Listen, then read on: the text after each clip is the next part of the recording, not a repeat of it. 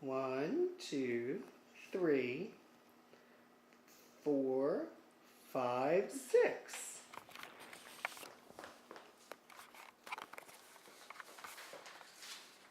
Well, hello. My name is Ricky LeBlanc, and I'm here to tell you a little bit about how you can enroll back in school. Some of you may have been out of school for a long time. Maybe you're just deciding to go back. I'm going to go over the very basic process of how you can actually get back into school. I'm going to go over all the required actions, such as actually applying for school, such as filling out your FAFSA and actually registering for the classes. Education is the most powerful weapon which you can use to change the world. Nelson Mandela stood by that in his country of South Africa for the years that he was in a lot of power there. Again, today we're going to go over applying, filling out your FAFSA, and actually going all the way down to registering for classes. So if you ever wonder what your life would be with a degree, I spent years wondering that myself, and it's a lot easier to get started than you actually think. I recently enrolled back in school, so now I'm quite familiar with the topic. Today I'm going to explain how to get started with your application, as well as, like I said, the FAFSA form and your class selection. So how do I get started? Well, first of all, you need to decide that you're going to go back. You have to decide that you want to actually go back to school and that you will actually commit yourself to studying. You need to choose a school and decide what you want to study. You have to take the leap of faith and actually go ahead and submit the application. You can talk about it all you want, but until you actually submit, there's no way you can ever be accepted or start. You're going to need to get all of your necessary paperwork. This includes your ACT scores, your transcripts, as well as sometimes medical records, depending on what your school needs. You're also going to need to call the school once you've submitted all that in and make sure that they have everything they need from you.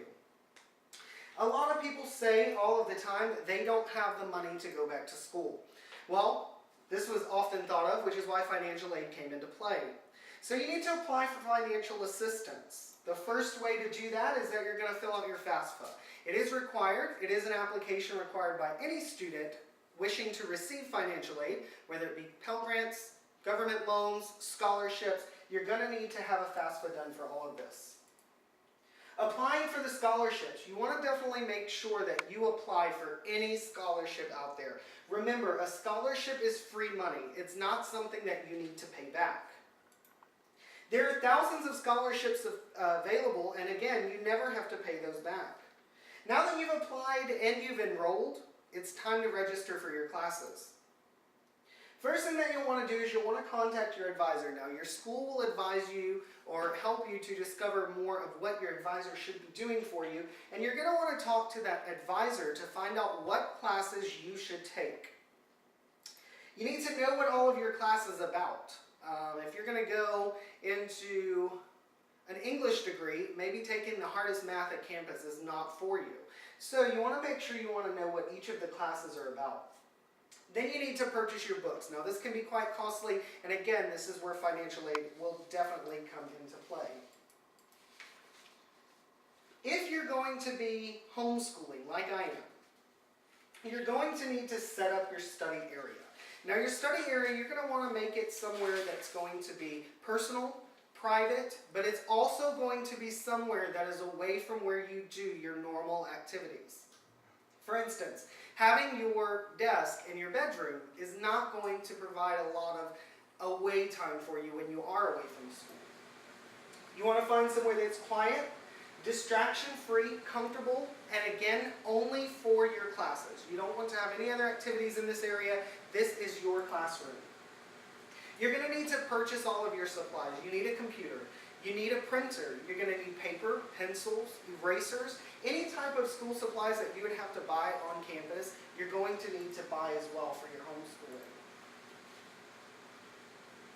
Now this may sound like a lot to do, but it's actually a lot easier than you think. Once you actually start the process, it just flows. The most difficult thing about going back to school is making the decision to do so. That is a quote from Anonymous, and my name is Anonymous.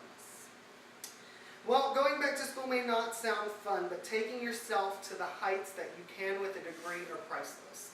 So everybody get ready, get set. It's time to register for school, and the rest is easy. Yay! Okay. so much. That was amazing. Did I get 5 minutes or less or a little more? I have a bit more. Oh, it doesn't say the time.